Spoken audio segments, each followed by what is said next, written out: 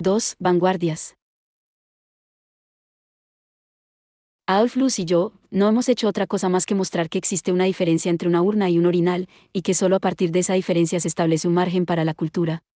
Los demás, se dividen entre los que usan la urna como orinal y los que usan el orinal como urna. K. Kraus, Nats, 1913.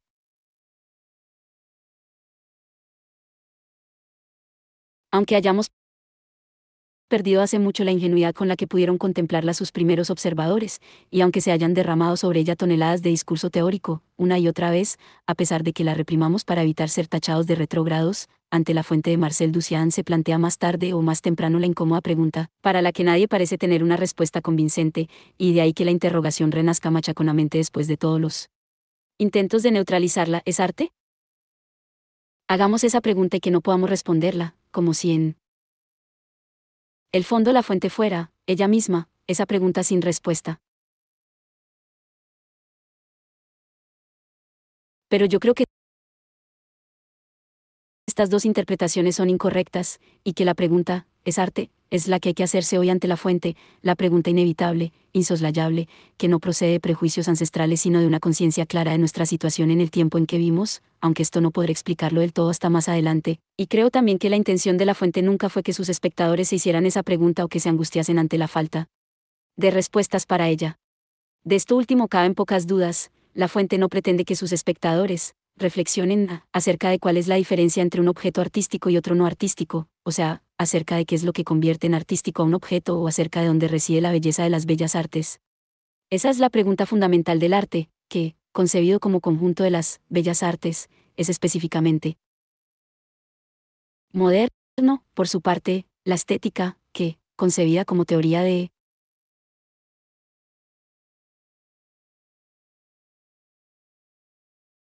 las bellas artes, solo aparece en la modernidad, es justamente la respuesta a esa pregunta o, si se quiere decir con mayor precisión, el conjunto de condiciones en las cuales la pregunta puede obtener una respuesta. La intención de la fuente no es plantear ese problema, como hace el arte moderno, ni resolverlo, como hace la estética moderna, sino disolverlo definitivamente. No se trata de que recapacitemos sobre la distinción entre el objeto artístico y el no artístico, sino de que veamos que no existe tal diferencia, que no hay nada que distinga al urinario como pieza funcional de un mingitorio público del urinario como objeto artístico ubicado en una galería de arte. La fuente no es una obra cuyo tema sea la diferencia entre el arte y el no arte, sino un atentado contra esa diferencia, un gesto revolucionario que pretende anularla de una vez por todas, es un intento de liquidar las categorías de arte y, por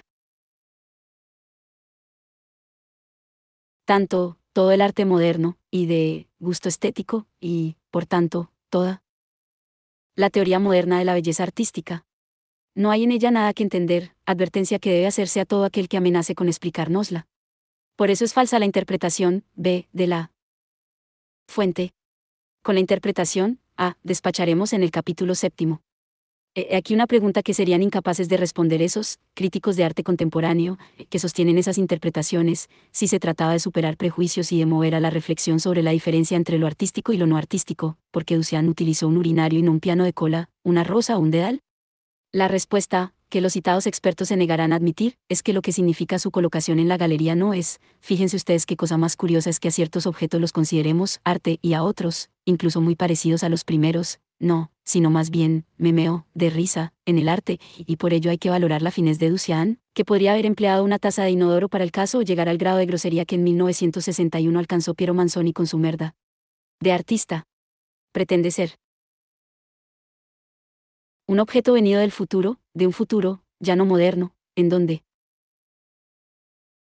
no habrá distinción entre arte y no arte, de un futuro que se reirá de esa distinción, y la risa que en su momento pudiera despertar esta provocación dadaísta hay que considerarla como un anticipo de esa posteridad que diluirá el arte en la vida y en la cual la belleza ya no será una propiedad etérea de cierta esfera separada de la sociedad sino que impregnará todos sus rincones hasta los mismos márgenes.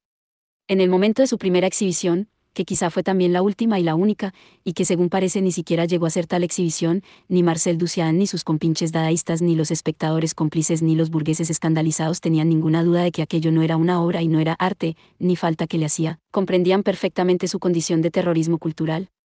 Naturalmente, no se trataba de un intento aislado, hubo muchos otros proyectiles, muchos otros atentados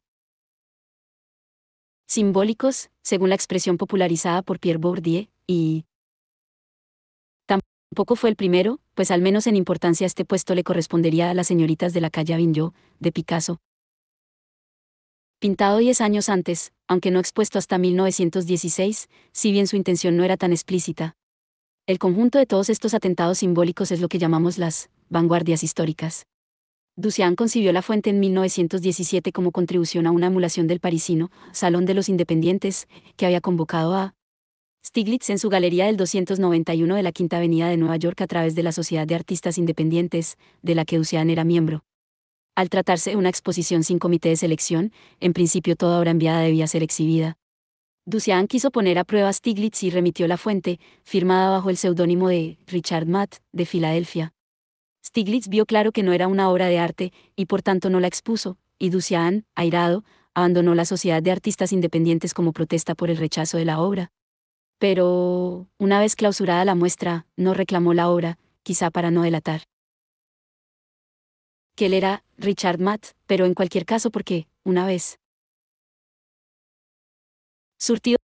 su efecto como proyectil, tampoco pensaba que tuviera valor económico o estético, y Stieglitz, que en este punto estaba totalmente de acuerdo con Duchamp, probablemente la tiró a la basura sin más. No cabe duda de que la intención de Picasso era también revolucionaria, pero constituye una diferencia relevante el hecho de que los productos de Picasso se puedan seguir calificando como pinturas, como esculturas y, en definitiva, como obras, porque ello sugiere que no se agotan estrictamente en su intención revolucionaria y que, de algún modo, entroncan con la tradición del resto de las pinturas, esculturas y obras que se conservan en los museos de arte moderno, e incluso en los de arte antiguo. Picasso, a diferencia de los dadaístas, siempre mantuvo su imagen de pintor, aunque Ramón Gaya, que le visitó en París en 1928, convencido de que se trataba de el más grande pintor de nuestro tiempo, salió de su estudio escandalizado tras haber descubierto que aquel no era un estudio de pintor, donde tiene sus colores y sus pinceles. ¿Y el caballete? ¿Y el trapo de limpiar el color? No. No existen, sino el taller de lo que Gaya consideraba, no del todo peyorativamente, un manipulador. 14.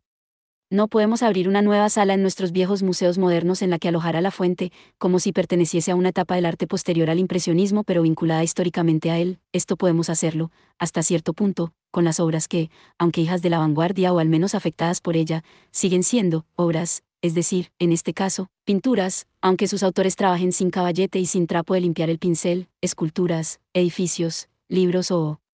piezas musicales, pero no podemos hacerlo con La Fuente, ni con su descendencia directa o sus equivalentes en las artes no visuales, porque, mientras que experimentamos, por ejemplo, el parentesco de Picasso con Goya o con Velázquez y el Greco, tenemos la sensación de que La Fuente remite a otra estirpe que ya no es aquella a la que pertenecen las toiles de Rubens, Boucher, Renoir o Degas, las Ors de Angra o la Font de Courbet, y no nos atrevemos a emplear, a propósito de la invención de Duchamp, el término belleza, aunque, con el tiempo, y ya ha transcurrido bastante, más de uno habrá llegado a encontrarla hermosa, algo que probablemente habría escandalizado a su autor. La supresión de las distancias.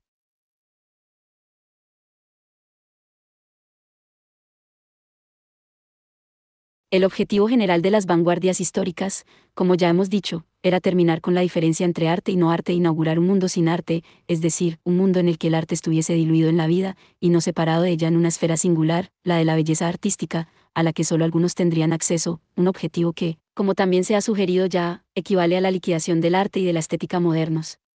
Este programa se deja expresar muy bien con la fórmula, supresión de las distancias, que puede aquí entenderse en varios sentidos complementarios. Se trata ante todo de la distancia estética, recién mencionada, que a su vez tiene dos acepciones principales. En su significación más general, designa la distinción entre las cosas naturales y sus representaciones. En la tradición moderna, la naturaleza nunca puede ser bella, ni tampoco fea, ni buena, ni mala. Todas estas propiedades son los colores que el espíritu humano añade a un mundo objetivo en blanco y negro, sin cualidades morales ni estéticas. Solo puede serlo el arte, o sea, la representación de la naturaleza. Y cuando encontramos bello un paisaje o un rostro es porque de algún modo los imaginamos como arte, como hechos a propósito o para deleitarnos, y ello únicamente bajo ciertas condiciones, de cuya determinación se ocupa la estética como teoría de la belleza artística o, sencillamente, como teoría del arte. Apreciar la belleza exige, por tanto y para empezar, elevarse desde la cosa hasta su representación, distanciarse de la cosa como la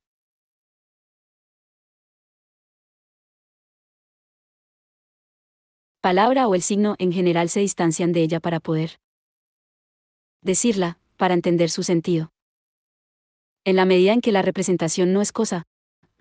realidad, sino ficción, la distancia estética es también la capacidad de distinguir entre realidad y ficción, la facultad que parece faltarle a Don Quijote, y más aún a esos chiquillos a quienes, según se decía, las películas de Superman empujaban a arrojarse por la ventana de su casa con la esperanza de volar, y en definitiva a todos los que se identifican de forma simple y literal con las representaciones ficticias, generando a su alrededor serias dudas sobre su salud mental, es la misma facultad que, sin embargo, le sobra a Cervantes. Esa facultad es, por tanto, una condición indispensable, por ejemplo, para apreciar la profundidad ficticia de un lienzo y entender la escena ilusoria que se desarrolla en el interior de su marco, o para establecer con el autor de una narración de ficción el pacto tácito por el cual el lector acepta las reglas de juego del relato, imponiendo también condiciones de verosimilitud, incluso aunque sea para después transgredirlas. La distancia en cuestión es la que permite, por ejemplo, diferenciar entre el editor de un texto, su autor y su narrador. En consecuencia, quienes practican tal distancia pueden por ello disfrutar estéticamente de representaciones ficticias que encontrarían insufribles si se hicieran realidad: el dolor, la catástrofe, el naufragio, la enfermedad, la muerte, la soledad, la desdicha. En un sentido más estricto, la distancia estética es la que, según Panofsky, distingue la mirada profana o natural de la mirada artística. Aquella se fija únicamente en la función del objeto, esta aprecia exclusivamente su forma. Por eso esa distancia está emparentada con la distancia crítica, es decir, la que permite separarse del objeto lo suficiente como para poder juzgarlo y apreciar su valor genuinamente estético o artístico, que es lo que entendemos por crítica de arte. Por tanto, cuando se dice que las vanguardias históricas se proponían acabar con la escisión entre el arte y la vida, lo que se dice es que tenían como meta la supresión de esta distancia. El ya citado Pierre Bourdieu decía que la distancia estética sirve socialmente para seleccionar a los nobles, capaces de evaluar propiedades formales, y separarlos del vulgo, que solo repara en la utilidad inmediata, y que por tanto podría no ser más que la transcripción simbólica de la diferencia económica entre clases sociales, la capacidad para hacer abstracción de la función y ascender hasta la forma, ese poder de distanciarse de la utilidad, como el dolor, la catástrofe, el naufragio, la enfermedad, la muerte, la soledad, la desdicha. Pertenecería únicamente a quienes pueden mantener a distancia la necesidad económica, y, por tanto, tal distancia sería también un signo de distinción social. Y esa distinción social es parte de lo que el acto revolucionario vanguardista quiere eliminar. En este punto es importante reparar en que el propio término, vanguardia, dejando aparte su significado militar, del que hablaremos enseguida, sugiere una avanzadilla, una anticipación de algo que ha de llegar. Por tanto, el vanguardismo es inseparable de aquella filosofía de la historia de la que hablábamos en el capítulo anterior, que presupone que es posible prever cuál será la fase histórica siguiente a la presente, es decir, que de algún modo la historia está ya escrita de antemano y quienes tengan buenas dotes de adivinación pueden adelantarse a ella a partir de los signos actuales, de tal manera que estos, adelantados, del futuro que inexorablemente habrá de llegar mañana nos traen noticias del porvenir irremediable. Ciertamente, los ojos acostumbrados a los cuadros renacentistas debieron experimentar también como un atentado la llegada de la pintura barroca, 15, del mismo modo que el neoclasicismo de las obras imperiales de David fue un atentado contra el rococó, por no hablar de la ruptura de Courbet o de la de los impresionistas con respecto al equilibrio ingresiano. Pero en esa cadena de atentados, sentimos la presencia de una lógica conocida: los pretendientes quieren asaltar el poder de imponer un gusto determinado, desplazar del trono a quienes lo ocupan para instalarse ellos mismos como herederos legítimos de ese poder, en un régimen de sucesiones, que recuerda a la monarquía, que a veces puede comportar una guerra civil para cambiar de dinastía, aunque también puede ser pensando como la alternancia en el gobierno de las repúblicas, que no excluye alguna que otra guerra internacional para clarificar las hegemonías, y en ambos casos presupone la continuidad del tejido histórico, político, institucional y social.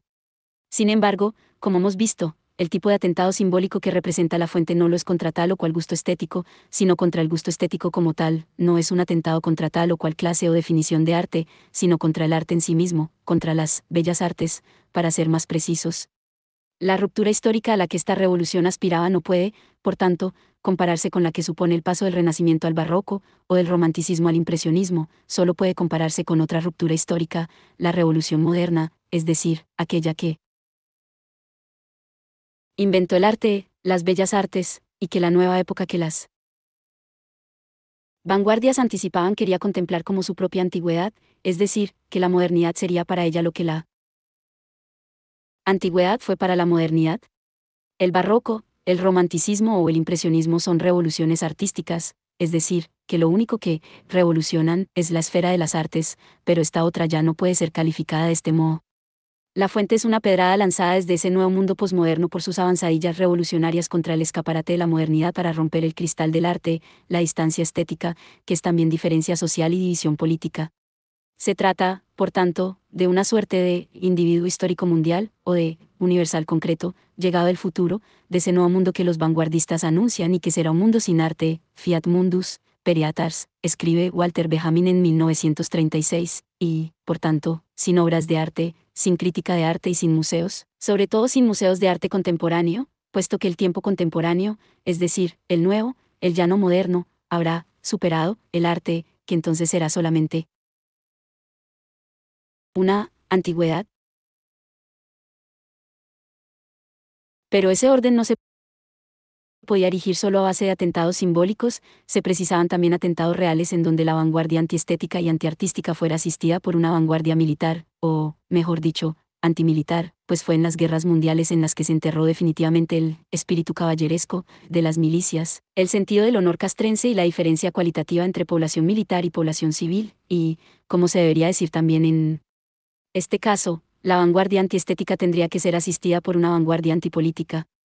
Los ismos no son solamente corrientes pictóricas o literarias, están vinculados a los movimientos totalitarios nacionalistas e internacionalistas, fascistas, anarquistas y comunistas.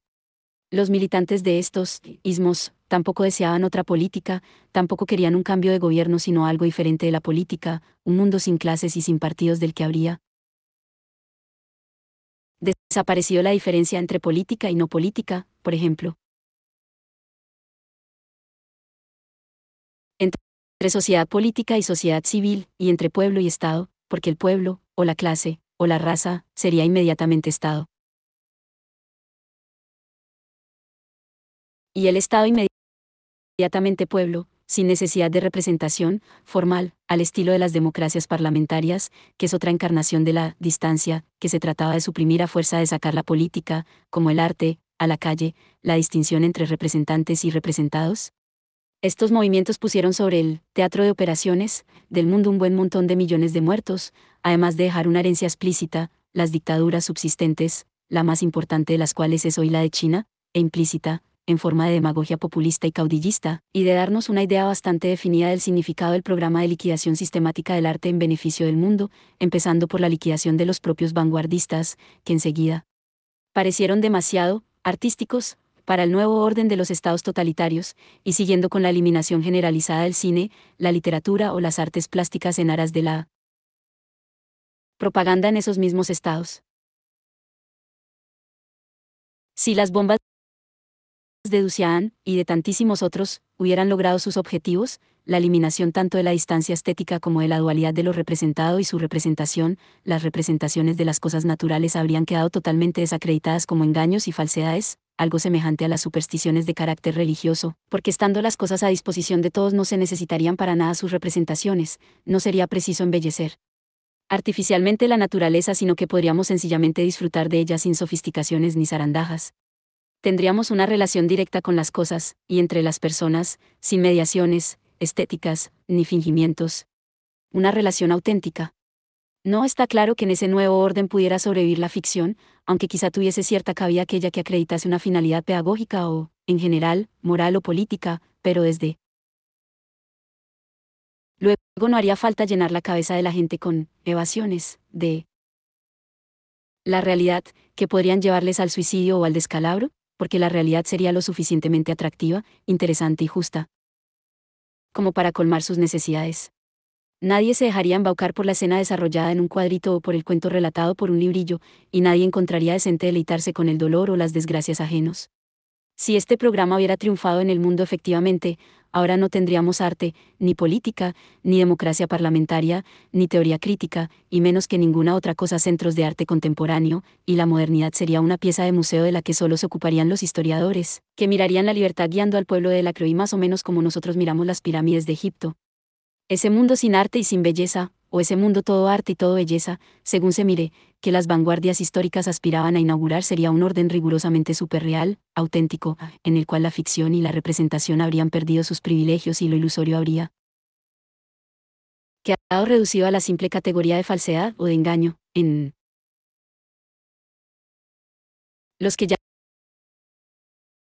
nadie creería, en donde la falsa profundidad de la perspectiva habría sido desenmascarada como añagaza, en donde no existiría ya la distinción entre función y forma y en donde, al no haber arte, en el sentido moderno, tampoco habría necesidad alguna de crítica de arte, pues el crítico no es más que un mediador entre los que saben y los que ignoran, que no tiene cabida en un mundo sin ignorantes en el cual, además, no hay ningún valor puramente estético, pues tal cosa se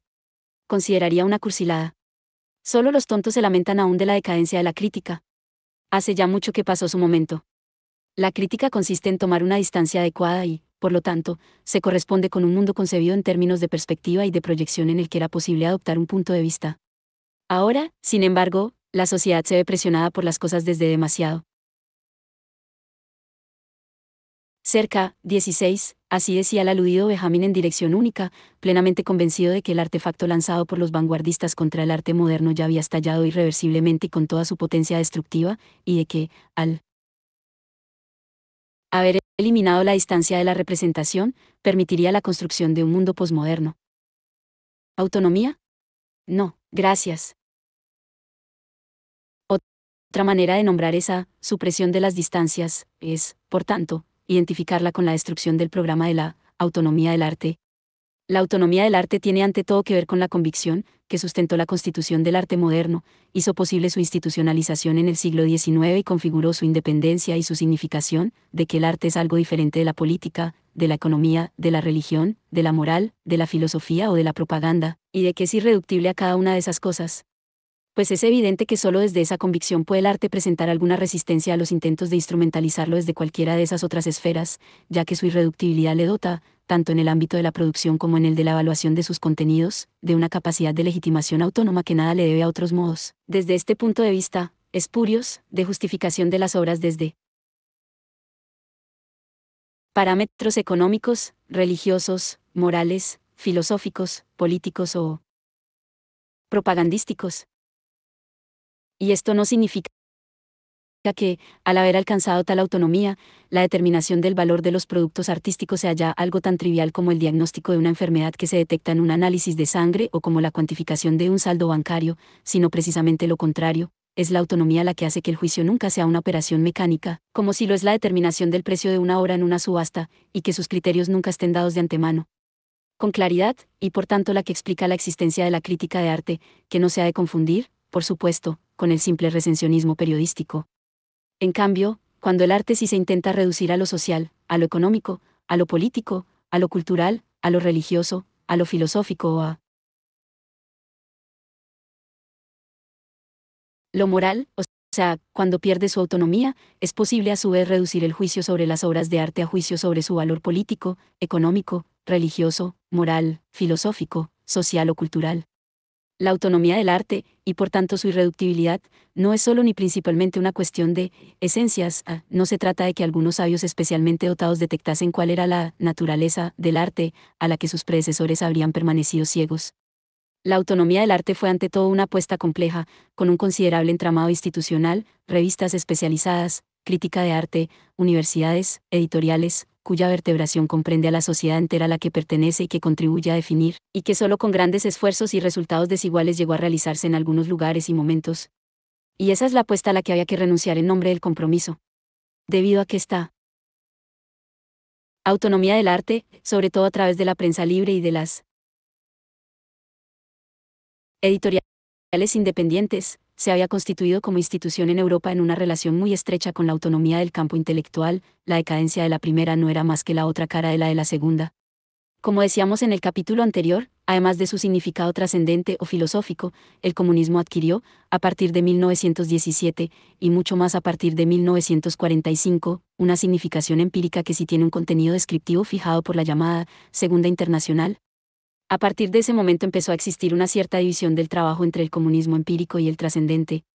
Este último se situaba en el reino de los fines de la historia, pero se desentendía de los medios, y sus representantes podían conservar en el tarro de las esencias metafísicas la pureza ideal de la doctrina sin contaminarse de los crímenes que en su nombre cometían los comunistas empíricos torpes, mezquinos o equivocados que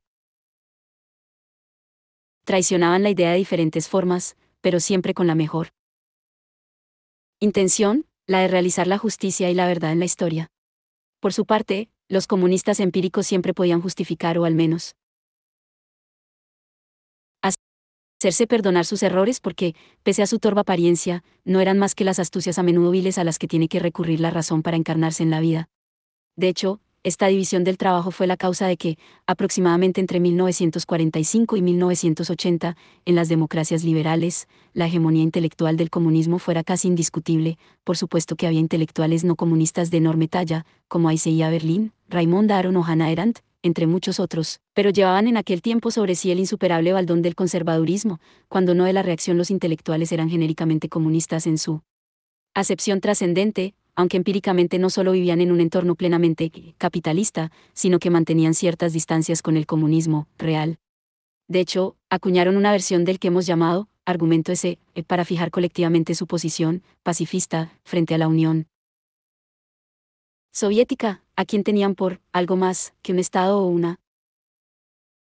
nación en el escenario internacional, que podría resumirse así. Nosotros no compartimos los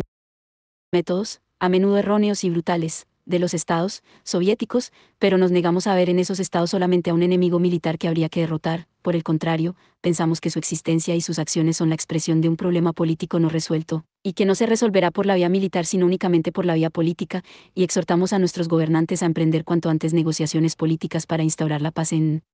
el mundo. El rasgo definitorio del intelectual así concebido es lo que durante mucho tiempo se llamó, y parcialmente aún se llama, el compromiso, y sobre cuyos orígenes ya hemos dicho algo. Ningún intelectual podía ser declarado auténticamente tal si no era un intelectual comprometido. Comprometido con el comunismo, por supuesto, pues cualquier compromiso con otra cosa se consideraba intelectualmente vergonzante y desposeía de modo automático al intelectual comprometido de la condición de intelectual y le dejaba solo en comprometido con una determinada opción política diferente del comunismo, lo que era en cierto modo peor que encerrarse en la Torre de Marfil y resistirse a todo compromiso, que desde luego era también una actitud virtualmente descalificante. Al decir que se trata de un rasgo definitorio quiero decir que, mientras estuvo vigente este paradigma, que aún hoy no está del todo desautorizado, era prácticamente imposible ser reconocido como intelectual, escritor, artista, literato, pensador, etc., si no se exhibía en algún grado este compromiso con el comunismo. Esto puede, y quizás hasta debe, resultar paradójico, pues es manifiesto que la formación histórica de la figura del intelectual, sobremanera en la época de la Ilustración y de la Revolución Francesa, se basaba ante todo en la independencia intelectual, si se perdona la redundancia, en la autonomía y en la libertad de expresión, libertad frente a cualquier tipo de poderes, mientras que los regímenes políticos en los que se instaló el comunismo desde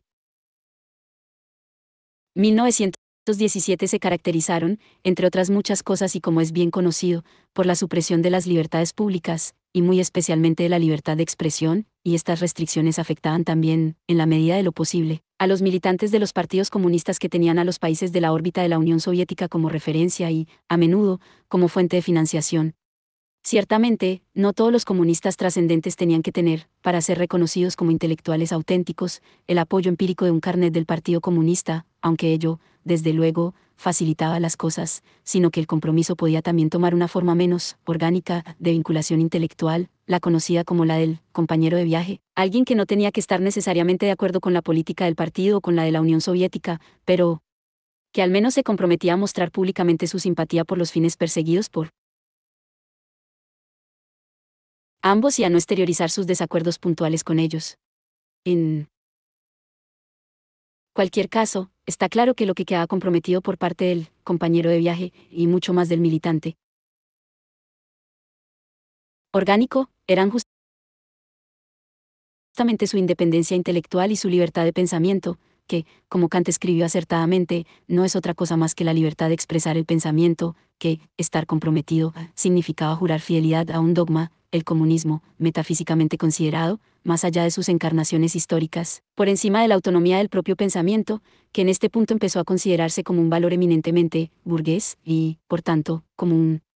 disvalor o como signo de inautenticidad, algo que solo los ricos pueden permitirse. Ser autónomo o ser independiente significaba no poder comprometerse, y eso era justamente lo que estaba peor visto. Si el comunismo, al menos filosóficamente, era hegemónico entre los intelectuales de las democracias liberales, qué decir de España, que hasta la muerte del dictador se encontraba históricamente congelada en la escena anterior a la Segunda Guerra Mundial, la contienda entre fascismo y comunismo, y era un país en el cual el comunismo empírico era la única plataforma real de lucha cotidiana contra el franquismo y, por tanto, la que más sacrificios hacía en ese combate. El grueso de los intelectuales españoles, sobre todo los que residían en España, incluidos los pocos franquistas dedicados al trabajo intelectual, en la tradición de Ortega y Gasset, miraba a la democracia por encima del hombro y pensaba en el estado del bienestar, como una grosera ñagaza para engatusar al pueblo. Tenían aspiraciones más altas que las de una corrupta democracia parlamentaria, aspiraciones que quizá no satisfacía la situación real de la Unión Soviética y sus aliados políticos, pero que desde luego iban en la dirección de esa historia de la humanidad dotada de un argumento que se dirigía, en definitiva, a liberar a los hombres del yugo del Estado al mismo tiempo que de las garras del capital. Y también sucedía algo similar con una buena parte de los intelectuales de otros países del sur de Europa que habían sobrevivido a la Segunda Guerra Mundial, de los cuales Jean-Paul Sartre era el emblema indiscutible, aunque ellos vivían en democracias liberales muy desarrolladas y disfrutaban de un avanzado estado del bienestar y de una notable sociedad de consumo.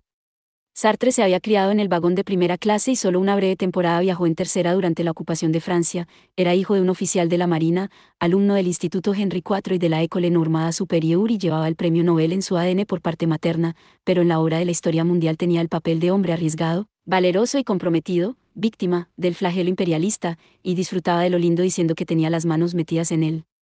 lodazal de la historia hasta los codos, o sea, que estaba comprometido, al menos tanto como Hegel enarbolando ante su refinado público la maloliente masa concreta del mal.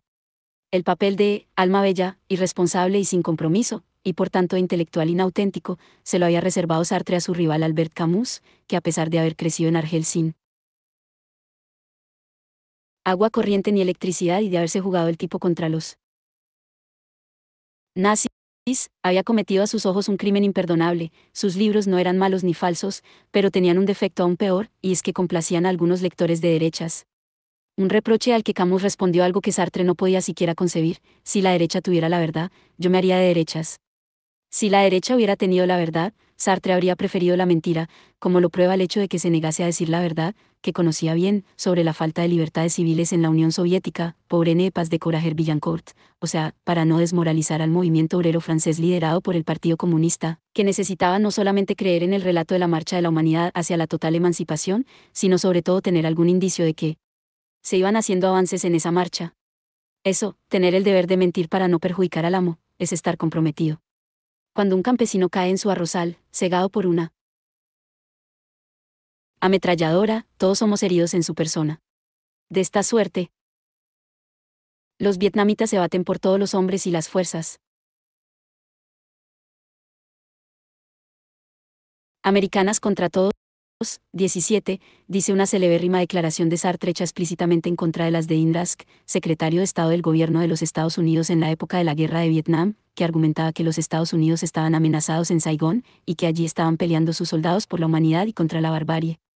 No hay mejor manera de constatar que, con esa metafísica de la historia, tanto la de Sartre como la de Indrask, cualquier intento de justificación histórica se arriesga a ser neutralizado por el intento inverso y complementario, que puede cerrarle la boca, y que nuestra buena señora tartamúa ni siquiera después de morir despedazada estará segura de haber representado a la humanidad o a la barbarie.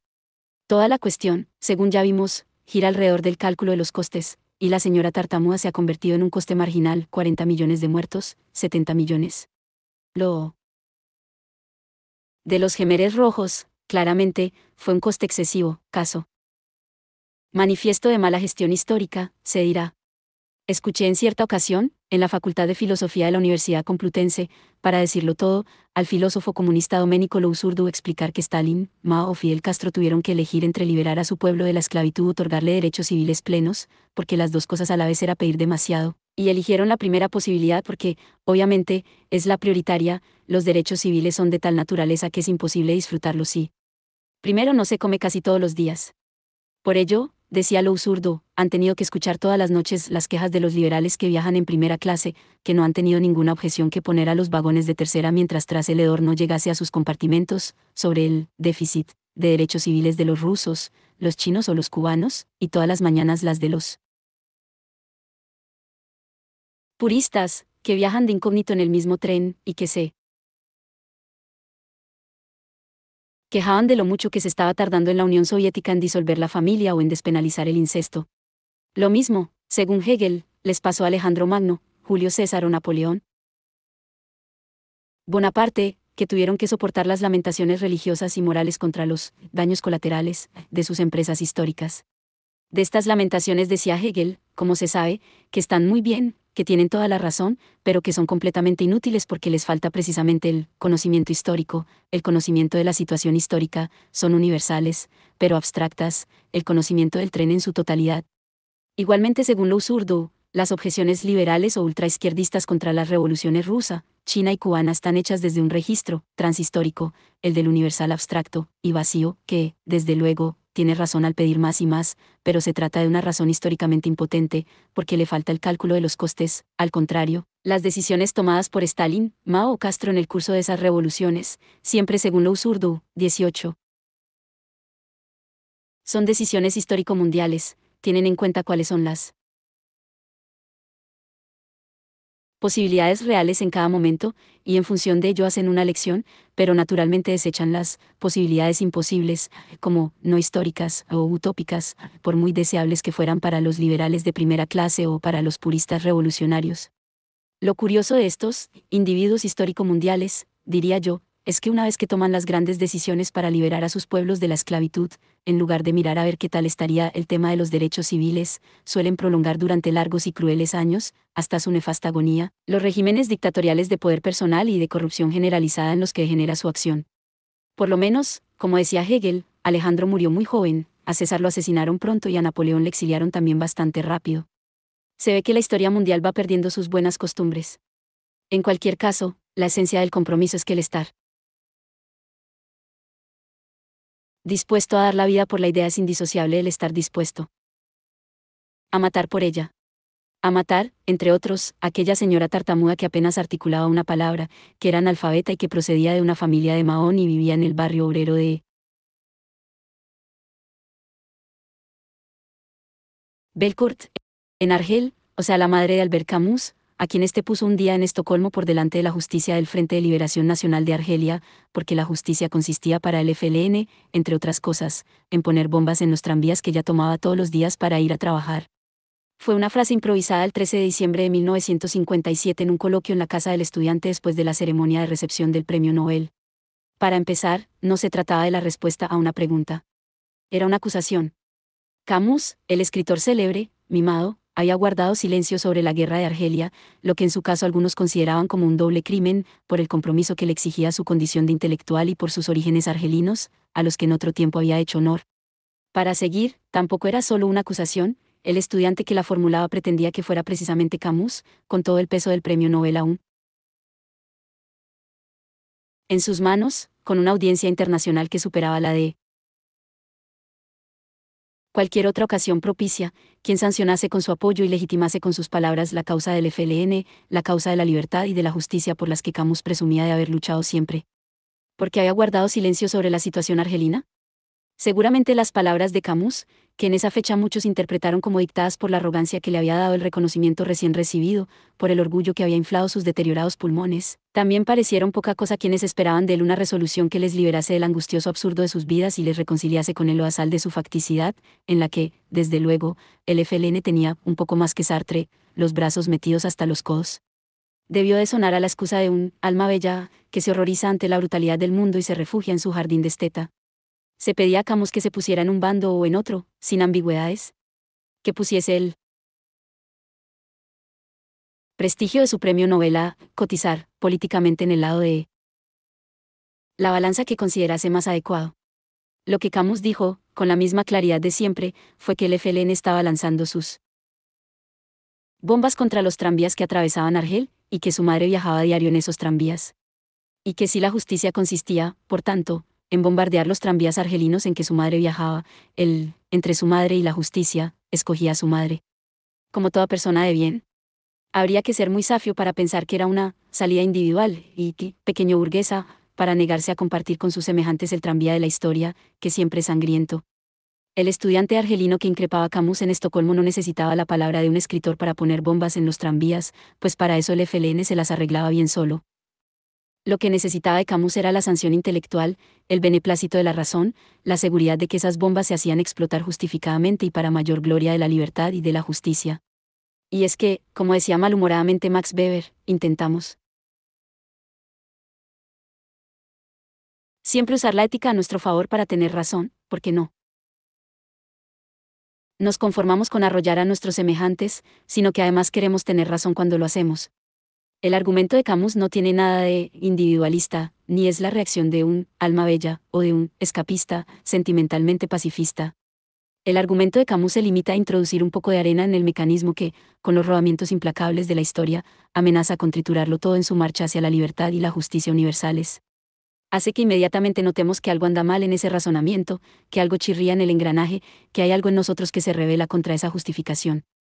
Eso basta para evitar que la absolutización de una presunta, oscura y en el fondo totalmente irracional, razón histórica, nos conduzca cómodamente y sin baches por una autopista ideológica hacia el crimen. Si Camus sacó a relucir a su madre en aquella ocasión fue porque su madre, realmente, viajaba en aquellos tranvías, como también lo hacía quizá la madre del muchacho argelino que le reprochaba su silencio. Se trataba de que aquel estudiante pudiera ver, antes de que fuera demasiado tarde para quienes viajaban en él tranvía, lo que de cualquier modo mostraría la autopsia cuando el forense examinase a las víctimas provocadas por las bombas, lo que Adorno llamaría la porquería que desprenden los dedos del poder cuando hojean el libro de la vida. Se trataba de introducir un grano de esa porquería en la maquinaria argumental del razonamiento unijustificador para impedir que terminase su tarea, como se impide que un argumento dramático llegue a su final. La respuesta de Camus no es un argumento, pero es aún hoy suficiente, sin necesidad de explicación o justificación alguna, para averiar los mecanismos del avasallamiento y para provocar el despertar de la rebelión. A diferencia de la rebelión consiste, decía Camus, en negarse a asumir ciertos costes como necesarios o inevitables. Aunque con ello uno disguste a sus amigos y complazca a sus enemigos. Cierto que estas señoras mudas y analfabetas mueren todos los días, y que los intelectuales no hacen gran cosa para impedirlo, seguramente porque no pueden. Pero lo que sí pueden hacer es no justificar, aunque sea en función del conocimiento histórico de su época, su muerte como una necesidad histórica para la gloriosa marcha de la humanidad hacia su meta. 3. Burn, baby, burn. Help them to learn songs of joy instead of burn, baby, burn. 19. P. McCartney, Pipes of Peace, 1983.